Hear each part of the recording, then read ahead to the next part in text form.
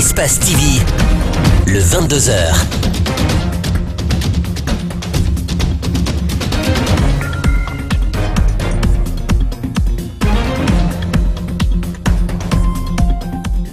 Vous êtes, mesdames et messieurs, sur Espace TV et vous le faites bien. Bienvenue à toutes et à tous.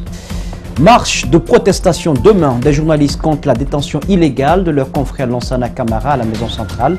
À l'appel du syndicat de journalistes de la presse privée, la corporation souhaite par cet acte dénoncer les nombreuses tentatives de musulmans de la presse guinéenne et exiger la libération de Lansana Camara, directeur de publication du site ConakryLive.info. Au même moment, les forces sociales de Guinée haussent le ton et mettent en garde contre toute modification de la constitution guinéenne. Une déclaration a été lue à ce sujet ce lundi. Et puis en fin de journal, nous ferons le détour dans la préfecture de Tougué, en Moyenne-Guinée, frappée par l'exode rural. Vidé de ses bras valides, Tougué peine à faire face aux défis de son développement. Il fallait s'y attendre. La demande de mise en liberté provisoire du journaliste Lansana Camara a été rejetée en première instance ce lundi. Ses avocats comptent interjeter appel suite à cette décision qui, selon eux, transgresse la loi sur la liberté de la presse. Abdourahmane Ba, Alseni Camara. Malgré les efforts de ses avocats, Lansana Camara devra encore attendre pour sa mise en liberté. Maître Traoré fait partie de l'équipe constituée pour sa défense. Nous allons veiller à ce que le dossier soit transmis à la Cour d'appel de Conakry, et plus précisément à l'une des chambres du contrôle de l'instruction, pour que ces appels-là soient examinés sur la question non seulement du placement en détention provisoire, mais aussi sur le rejet de la demande de mise en liberté provisoire. Pour rappel, Lansana Camara est poursuivi pour diffamation par voie de presse par le ministre des Affaires étrangères et des Guinéens de l'étranger. L'avocat insiste sur le fait que son client ne devait pas être sous les verrous pour les faits qui lui sont reprochés. En ce qui concerne le cas de M. Lansana Camara, nous disons que sur le fondement de la loi sur la liberté de la presse, il ne pouvait en aucun cas être placé en détention provisoire et c'est ce que nous allons démontrer devant la Cour d'appel de Conakry. D'après Maître Mohamed Traoré, il y a certes des délits commis par les journalistes dans l'exercice de leur métier qui sont punis d'une peine d'emprisonnement ferme, mais pas dans ce cas de figure. Il s'agit par exemple de l'atteinte à la sûreté intérieure de l'État, de l'offense au chef de l'État, de l'apologie d'un certain nombre de crimes, ainsi de suite, de la propagation ou de la communication de fausses nouvelles.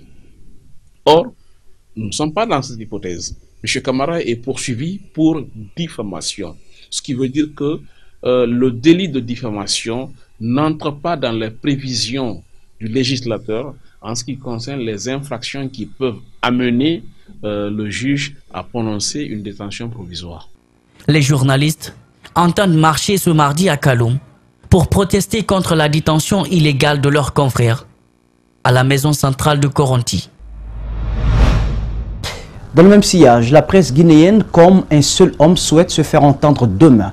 Les journalistes et les partisans de la liberté d'expression manifesteront ce mardi 2 avril à Conakry, dans la commune de Kaloum, pour dénoncer la détention arbitraire depuis des jours d'un de leurs à la Maison Centrale, portée par le syndicat de la presse privée. Nos confrères entendent exiger la mise en liberté du journaliste Lansana Camara et s'élever contre les multiples tentatives de musulmans de la presse guinéenne. Reportage Abdoulaye Sadio. Aliouba. L'itinéraire est certes changé, mais la marche de protestation contre l'arrestation du journaliste Lansana Camara aura bien lieu ce mardi. Lundi matin, le syndicat de la presse privée de Guinée s'est entretenu avec la commune de Kaloum où doit se tenir la manifestation prévue à 10 h. Après avoir échangé avec le secrétaire général de la mairie, les syndicalistes de la presse ont été introduits dans le bureau de Madame le maire. Quelques minutes de discussion et voici le compte-rendu de l'entretien. Ce qu'il faut retenir comme information principale, la marche du syndicat prévue ce mardi est autorisée par la mairie de Kaloum.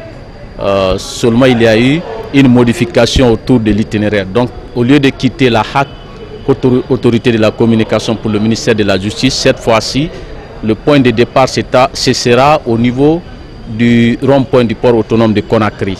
C'est de là qu'on va marcher en passant par le ministère des Affaires étrangères qui est le ministère plaignant. Et puis on continue directement au niveau du ministère de la Justice. Et toutes les dispositions sont en train d'être prises au niveau de la mairie pour un encadrement professionnel de notre marche. D'autres actions de défi contre ceux qui veulent museler la presse guinéenne seront aussi enclenchées dans un bref délai, avise le syndicaliste. Après la marche, il y a des activités qui sont prévues. Il y a la synergie des radios, une synergie qu'on va mettre à profit pour parler essentiellement de la loi L002 qui est ignorée par certains ministres qui ne comprennent pas comment est-ce que fonctionne un état de droit. Donc on va leur dire voici ce que dit la loi. Cette loi fait qu'un journaliste ne devrait pas se retrouver en prison s'il a agi dans le cadre de l'exercice de son métier. Pour défendre la liberté d'expression, la presse est appelée à la solidarité. Et puis il faut demander une forte mobilisation de la part des confrères. Donc il faut venir arrêter vos émissions et seulement il faut laisser quelques-uns qui vont faire les directs. En Guinée, la liberté de la presse est sous menace ces derniers temps. Le syndicat de la presse privée ne compte plus dormir sur ses lauriers. Une déclaration musclée des forces sociales contre tous les promoteurs d'un troisième mandat en République de Guinée. Toutes les forces vives du pays sont invitées à se lever pour faire barrage à ces velléités de modification de la constitution guinéenne. La mauvaise gouvernance, l'impunité, le mensonge d'État, les mots sont dus, mais pas assez pour ces structures qui décrivent les mots qui assaillent le pays. Mamadou Sadio Baldé, Amara Alexila reviennent sur le contenu de cette déclaration. Les forces sociales ne nient pas les résultats obtenus par la gouvernance Alpha Condé. Mais des points noirs ont fini par entacher le bilan du régime actuel. La poussée de l'ethnostratégie et la banalisation du viol des lois par les autorités, les atteintes aux libertés de la presse, l'arrogance et la stigmatisation dans les discours officiels, les élections contestées, le déni de droits aux citoyens, la préférence de la répression sous l'appellation ordre à la loi, l'anéantissement des voies de recours, l'instrumentalisation de l'appartenance communautaire jusque dans les hameaux, la généralisation de la corruption et du mensonge d'État. Eu égard à toutes ces dénonciations, une modification de la Constitution serait un projet aux conséquences imprévisibles. Le projet de troisième mandat est une illusion suicidaire pour ses promoteurs, quelle que soit l'approche qui sera envisagée pour le réaliser. Car non seulement il est à contre-courant de la marche du monde et de l'histoire, mais aussi des nobles aspirations de notre peuple. Tout n'est pas totalement perdu si les âmes sensibles au respect des règles se lèvent pour empêcher toute dérive à la Guinée, conclut le porte-parole. La CEDEAO, l'Union africaine, l'Organisation des Nations Unies, l'Union européenne, afin qu'ils prennent dès maintenant des initiatives pressantes pour prévenir tout acte susceptible de provoquer des affrontements et l'instabilité des institutions en Guinée. Au regard de la situation sociopolitique actuelle, le syndrome de 2009 guette la Guinée. Il est temps que les autorités morales se fassent entendre pendant qu'il est encore temps.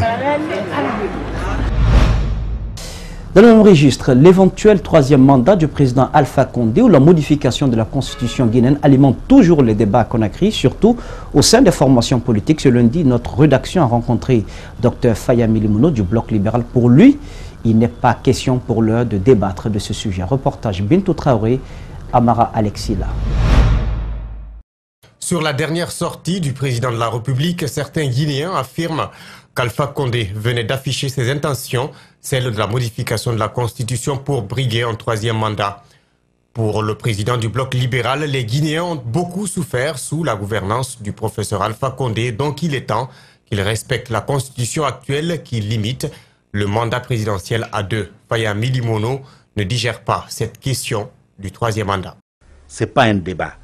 De la même manière qu'on ne va pas débattre, n'est-ce pas, sur les enseignements de la Bible, les enseignements du Coran, qu'on ne va pas débattre sur l'unicité de notre République, qu'on ne va pas débattre sur le caractère laïque de notre pays, qu'on ne va pas débattre, n'est-ce pas, sur le caractère républicain de notre État, nous n'allons pas débattre sur une possible troisième mandat.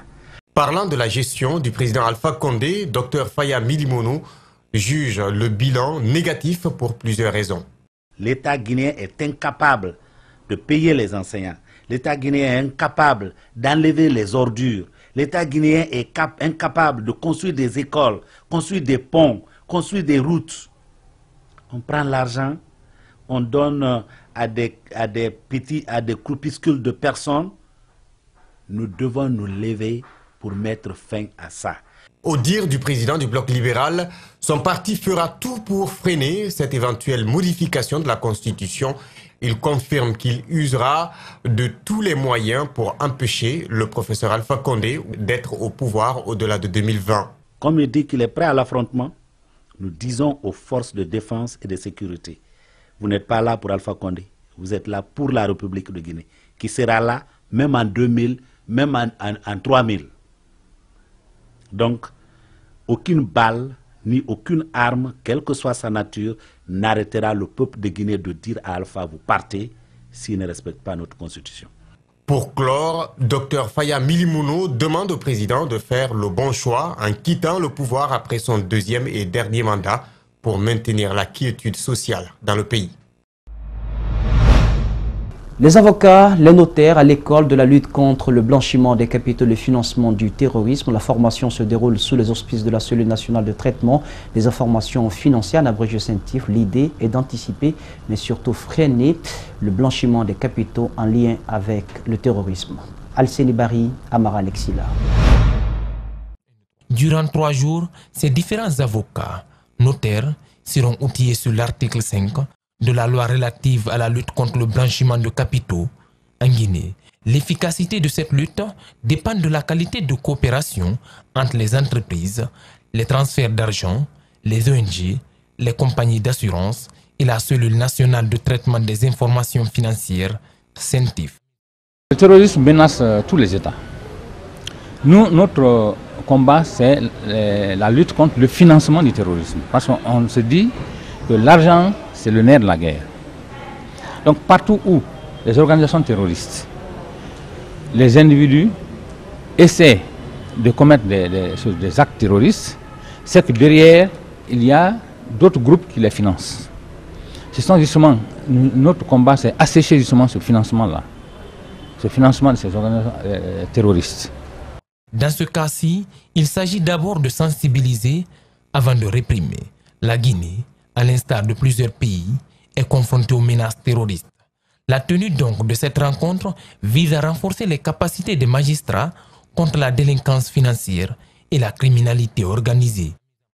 Vous devrez être en mesure, après cette formation, de comprendre non seulement les notions de blanchiment, de capitaux et de financement du terrorisme, mais aussi et surtout vos devoirs en tant qu'assujettis, définis par les 2 lois sur la LBC-FT. Ainsi, vous puissiez participer activement à cette lutte contre le blanchiment de capitaux et le financement du terrorisme. Pour faciliter le combat, l'État guinéen a déjà mis en place la CENTIF, le Comité technique national de suivi des activités du GIABA, mais surtout la mise en place de la commission consultative de gel administratif. Ouverture ce lundi de la réunion semestrielle du comité technique finances, études économiques et celle du comité ad hoc affaires administratives et juridiques de l'association de gestion des ports d'Afrique de l'Ouest et du Centre. Durant 4 jours, les participants venus des 20 pays membres de cette structure portuaire vont passer en revue les recommandations du comité faites à Lagos en février 2018. Idrissa Bari, Yacouba Traoré. L'association de gestion des ports de l'Afrique de l'Ouest et du Centre a été créée en 1972 pour renforcer la coopération portuaire des pays membres de cette structure.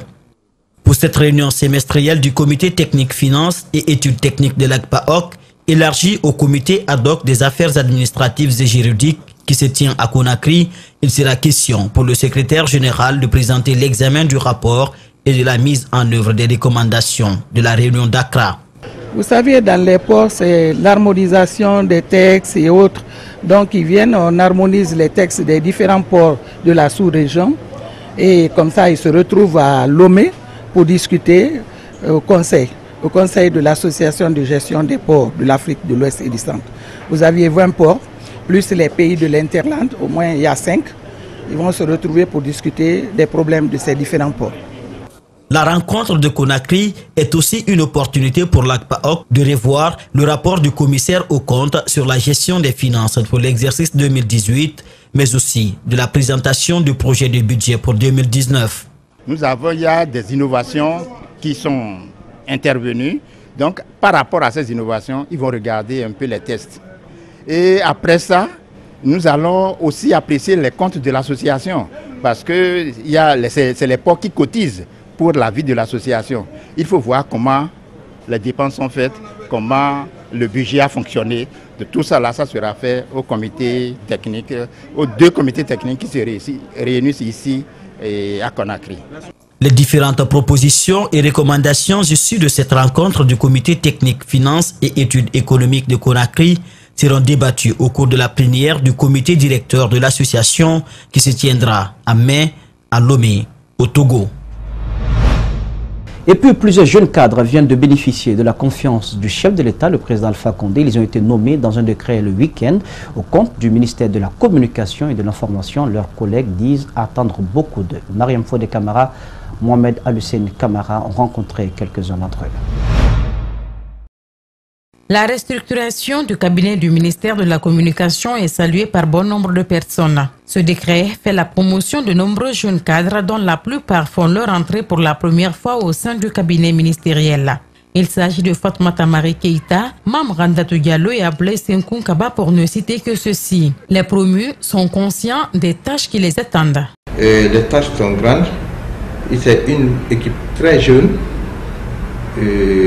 qui vient pour une mission très claire et les résultats attendus seront là.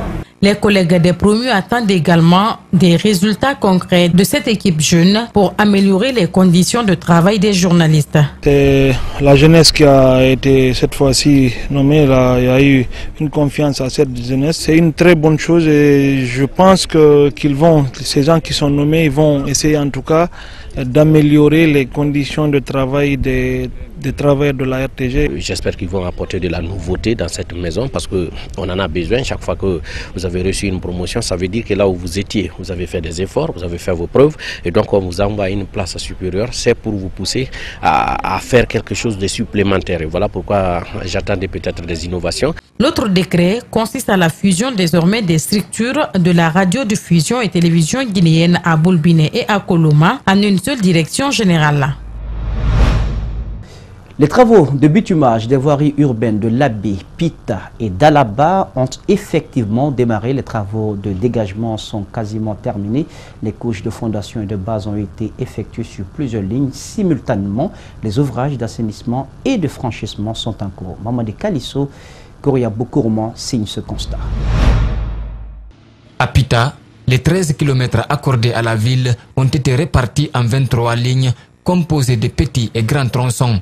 Le terrassement a été fait sur l'ensemble des lignes pour permettre à la population de circuler en attendant le bitumage. Sur les 6 premières lignes qui ont déjà leur corps de chaussée construit, 3 sont imprégnés. Selon le responsable du projet, elles doivent être bitumées cette semaine.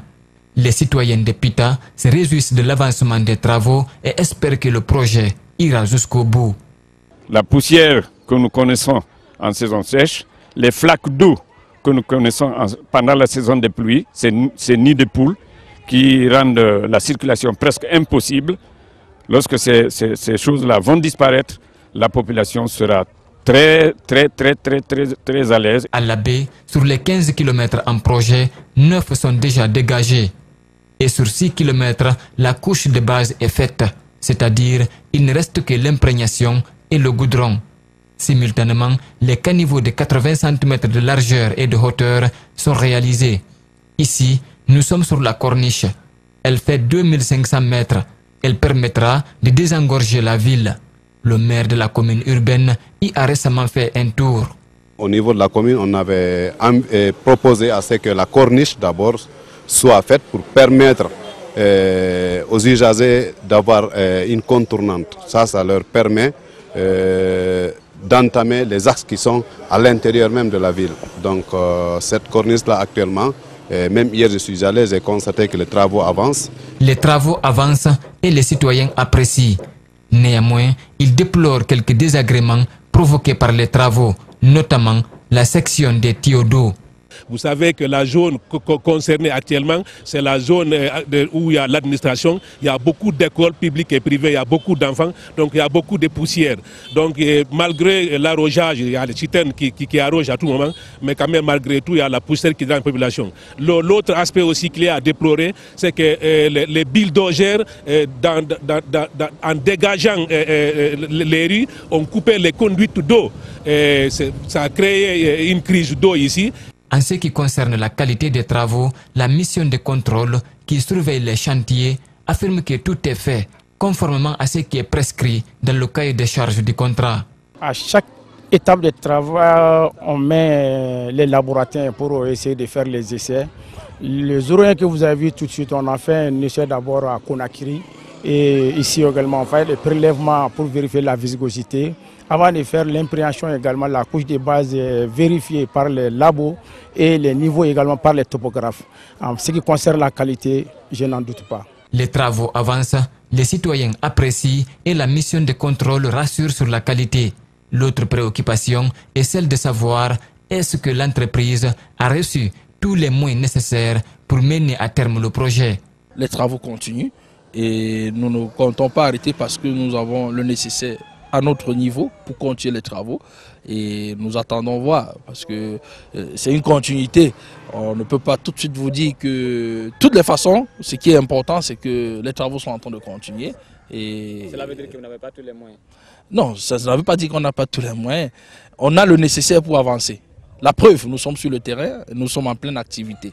Dalaba est la seule localité qui bénéficie d'une autoroute de 1100 mètres.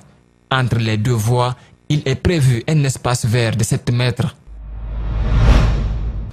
Tougué, frappé de plein fouet par l'exode rural, la préfecture se vide peu à peu au fil des années de sa sève nourricière. Abandonnée quasiment par les jeunes, cela affecte considérablement le développement de la localité qui peine tant sur le plan social qu'économique à prendre son envol. De retour de Tougué, voici le reportage de Djibril Ba et d'Alseni Kamara. Sur la préfecture de Tougué souffle le vent de l'exode rural. La localité est vidée de tous ces jeunes partis en aventure à la recherche de meilleures conditions de vie. Pourtant, l'endroit, il y a plus d'une décennie, avait un visage contraste à celui d'aujourd'hui. L'horizon présageait un avenir clément aux habitants. Quand tous les bras voyants, je veux dire, les bras solides, les jeunes, arrivent à quitter un lieu, c'est ce qui arrive. C'est-à-dire, c'est comme si un père de famille abandonnait sa propre maison. Donc, qui pourra faire le travail de ce père de famille? Ce n'est pas les enfants. Qu'il s'agisse du centre urbain que dans les villages de Tougué, les conséquences de l'exode rural se font sentir. Nos interlocuteurs sont alors partagés par ce sentiment d'abandon des lieux qui méritent une attention. Tout le monde sont partis. Cela est dit la malgouvernance. Moi je disais peut-être que ce sera la malgouvernance. Baldé pense qu'il y a des alternatives pour remédier à cela.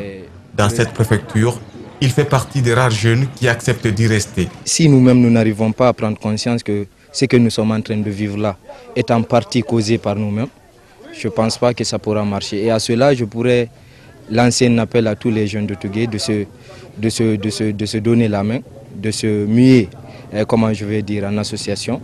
Tougué, ville centenaire, difficile à se remettre, elle figure parmi les préfectures les plus enclavées de la Guinée. L'autonomisation de la jeune fille mère est la clé de voûte de son propre épanouissement. Ce samedi, les autorités communales de Matam ont initié des séries de sensibilisation permettant aux jeunes filles et femmes leaders d'acquérir des compétences dans le domaine de l'entrepreneuriat et surtout en matière de prise de décision. Mohamed Valektoré, Alseni Kamara.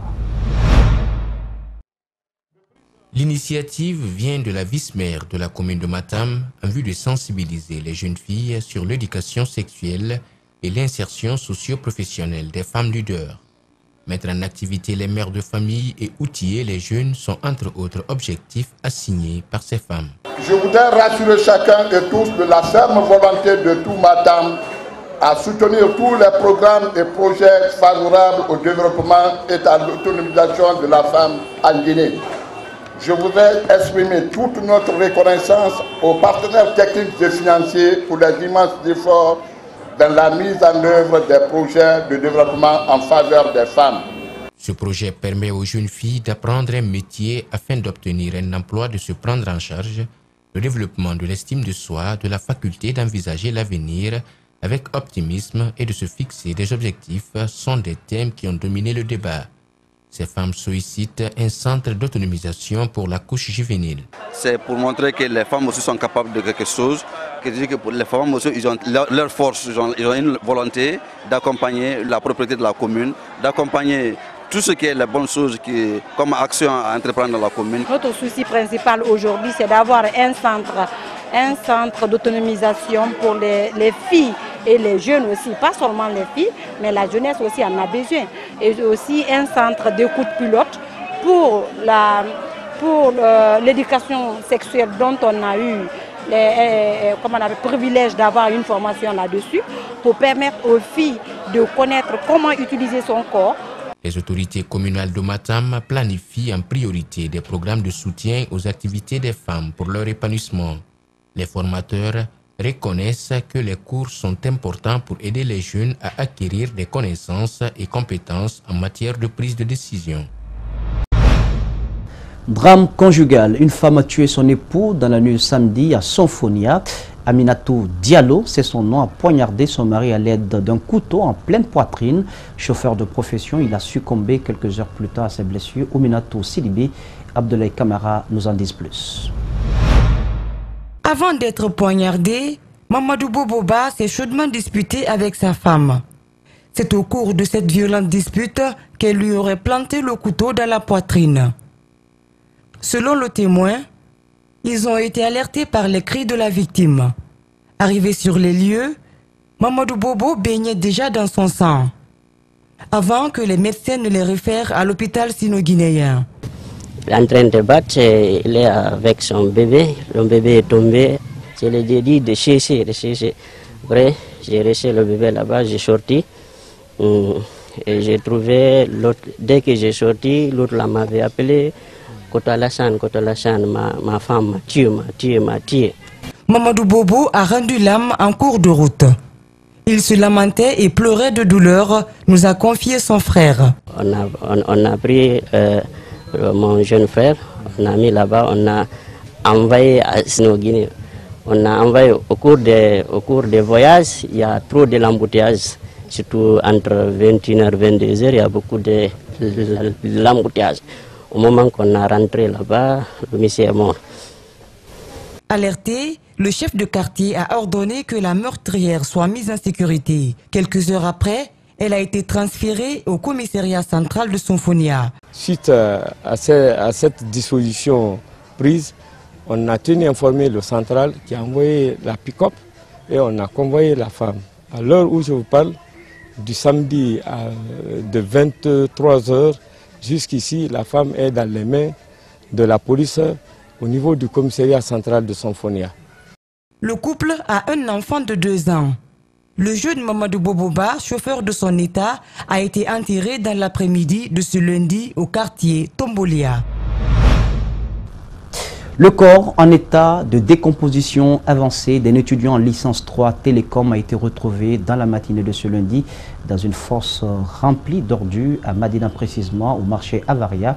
La victime, Ibrahima Fernand Souman, 25 ans, était recherché depuis samedi dernier par sa famille. Les parents de la victime ont bien reconnu leur fils, même si pour le moment, aucune information ne leur a été donnée sur les circonstances de sa mort. Abdoulaye Sadio Diallo, El Haj Aliouba. Nous sommes à Avaria, aux environs du marché Madina. Une odeur nauséabonde incommode cette bande de curieux. Cette odeur est dégagée par ce corps d'Ibrahima Fernand Souma, engouffré dans ses ordures. L'étudiant de 25 ans a été recherché par sa famille depuis samedi. La découverte macabre a eu lieu ce lundi matin.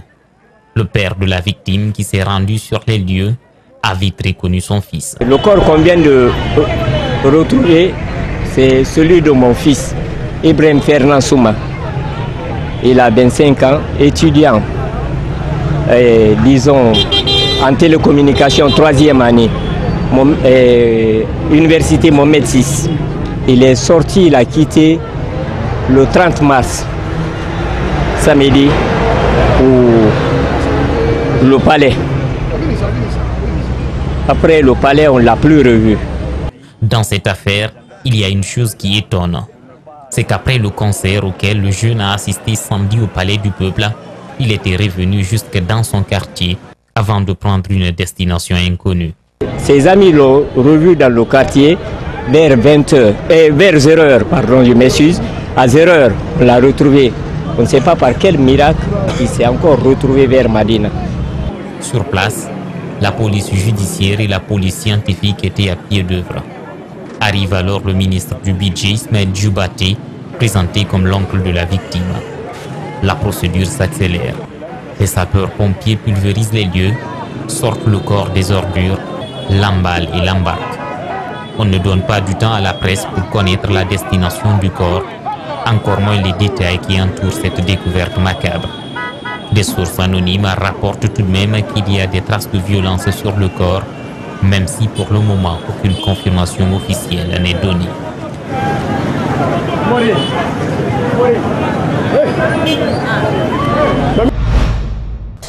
La communauté malienne de Guinée déplore les conflits interethniques entre Dogon et Peul, des violences qui ont occasionné il y a quelques jours le massacre de plus de 100 Peuls. Les ressortissants maliens vivant en Guinée invitent à la retenue et à la solidarité entre Dogon et Fulani, une prise de position qui est intervenue à marge ce samedi de la clôture du mois de la femme. Alcéni Bari, Yacouba Traoré. La communauté malienne de Guinée sèche ses larmes après les violences ethniques ayant coûté la vie à plus de 150 personnes. Loin du pays, mais près du cœur, le président de l'association Vision Nouvelle, malien de nationalité, invite ses compatriotes à la retenue. J'appelle la sérénité et j'appelle la tolérance. Quand il s'agit d'un affrontement entre ethnies, il est vraiment nécessaire de se préserver, de faire très attention et qu'ils sachent que et Peul et Dogon, ils sont tous des Maliens. Et le Mali est indivisible, le Mali est un, qui se retrouve très rapidement pour trouver une solution à cela. Ce samedi clôture le mois de la femme. En toile de fond, les thèmes paix et sécurité pour le Mali, autonomisation de la femme au foyer pour la Guinée. La paix au Mali est donc le leitmotiv de cette célébration. Femmes du Mali, femmes de la Guinée, femmes de l'Afrique, femmes du monde entier, soyons la lumière de la nuit pour montrer le chemin de donner l'espoir pour la paix. Montrons aux hommes que nous les femmes sommes au début et à la fin. Agissons, battons-nous pour une Afrique émergente, prospère, où l'accalmie régnera. L'accompagnement est symbolique et rempli d'ambition. Le souhait est la parité entre hommes et femmes du monde entier. Presque tous les gouvernements africains, il y a 30% des femmes qui sont impliquées, surtout dans les grandes décisions. Donc nos souhaits, que cette parité soit augmentée, va plus que cela. Même à 50%, c'est mieux. Parce que les femmes, ils se résignent, les femmes sont vraiment responsables. Et quand ils prennent des décisions, c'est vraiment mûri. Ces défis restent tout de même difficiles à relever avec le poids des cultures et traditions africaines. Football, pour clôturer cette édition d'information avec cette question que doivent se poser tous les supporters du Sili national de Guinée. Dans quel état se trouve Mohamed Yattara après ses blessures? Nous avons assisté à son retour sur le terrain. C'était vendredi face au Paris FC, match comptant pour la 30e journée de Ligue 2 française. Notre correspondant de France, Karim Baldé, l'a rencontré. Voici son compte rendu. À chaque chose, malheur est bon. L'adage peut s'adapter à Mohamed Yattara. Malgré la défaite de son équipe de l'AGOCR, ici au Stade Charletti face au Paris FC dans le cadre de la Ligue 2, Mohamed Diatara retrouve du temps de jeu. Il a joué toute une période ce vendredi soir du côté de la capitale française. Même s'il n'a pas marqué, en tout cas ça lui permet de reprendre confiance au niveau de son physique, lui qui a longtemps été miné par les blessures. Après la rencontre, on a évoqué ce match, mais aussi la sélection pour donner un peu le sourire à notre Hello national. La CAN approche, il en a dit quelques mots, notamment du bilan des éliminatoires de la CAN. Écoutez-le au micro de Louis Decroix. Bien avant ces tours préliminaires, on sait qu'on était sur une mauvaise note, on va dire, parce qu'on était sur 2 revers à domicile contre le Congo et contre la Tunisie. Donc on était bien attendu par le public. Et, voilà. Et heureusement, on a bien répondu présent. Et parce que personne ne voyait finir devant la Côte d'Ivoire. Et derrière, on a fini devant la Côte d'Ivoire. Donc c'est une bonne chose. C'est une bonne chose. Maintenant, c'est passé. Il y a la CAN qui va arriver. Quand tu vois la Zambie qui a gagné la CAN il y a 4 ans en arrière, c'est pour ça. Rien n'est impossible. Rien n'est impossible dans la CAN. En attendant la grande Coupe d'Afrique des Nations, ce sera en Égypte en juin prochain. Mohamed Diatara se concentre sur son club. La GOCR en grande difficulté dans le championnat de France de Ligue 2, avec seulement 4 points d'avance sur le premier relégable, en l'occurrence l'AS Nancy-Lorraine d'Ernest Seca. Ici Karim Baldé avec Louis Decroix pour les images depuis Paris pour Espace TV. Voilà donc, mesdames et messieurs, ce qui met fin à cette édition d'information que j'ai eu un agréable plaisir de vous présenter. À la caméra pour vous, Ibrahima Awal Kamara, Korea Boukourma était présent, à la régie Mafata Sano, Lamine Sidibé, le tout sous la supervision technique d'Ali Kawede Francisco. Ne l'oubliez pas, l'info c'est aussi sur le www.espacetvguinée.info. Passez une agréable sur le programme sur Espace TV, la télé de notre planète.